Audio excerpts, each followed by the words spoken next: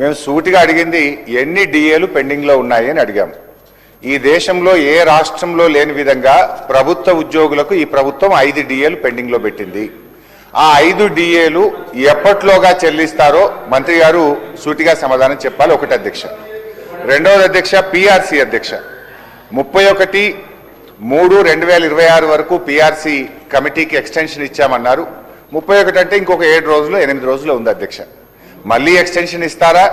కనీసం ఇప్పుడైనా రిపోర్ట్ తీసుకొని మీరు ఎలక్షన్ మేనిఫెస్టోలో చెప్పినట్టు కాంగ్రెస్ అధికారంలోకి వచ్చిన 3 నెలల్లోగా కొత్త పిఆర్సీ ఇస్తామని చెప్పారు.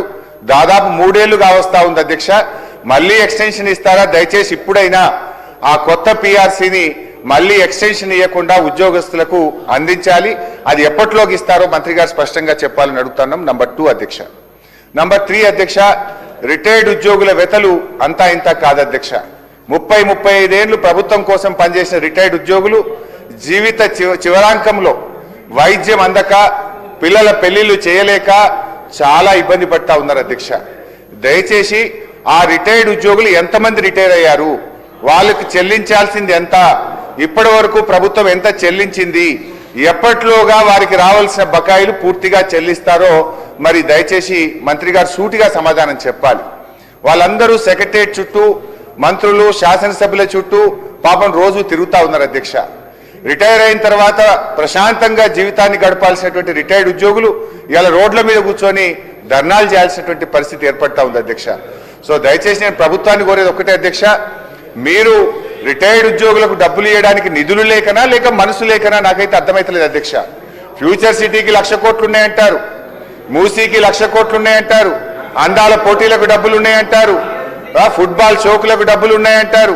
వాటన్నిటికీ డబ్బులు 3వ క్యాంప్ ఆఫీస్ మీరు కట్టుకుంటారు, ముఖ్యమంత్రి గారు 100 కోట్లతో క్యాంప్ ఆఫీస్ కట్టారు.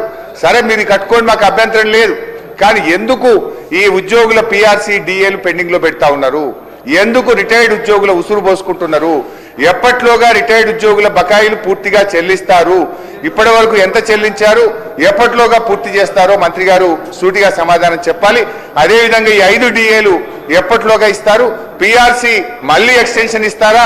దయచేసి ఇప్పుడైనా రిపోర్ట్ తీసుకొని ఉద్యోగస్తులకు పిఆర్సీ ఇస్తారా? ఆనాడు కేసీఆర్ గారు ఐఆర్ ఇచ్చారు, మరి మీరు ఏమన్నా ఐఆర్ను పెంచైనా సరే ఉద్యోగస్తులకు ఏమైనా మరి వారికి రిలీఫ్ ఇస్తారా అని చెప్పి మీ ద్వారా ముఖ్యమంత్రి ఉప ముఖ్యమంత్రి గారిని కోరుతా ఉన్నది. శ్రీ కేపీ వివేకానంద గారు. ధన్యవాదాలు అధ్యక్ష.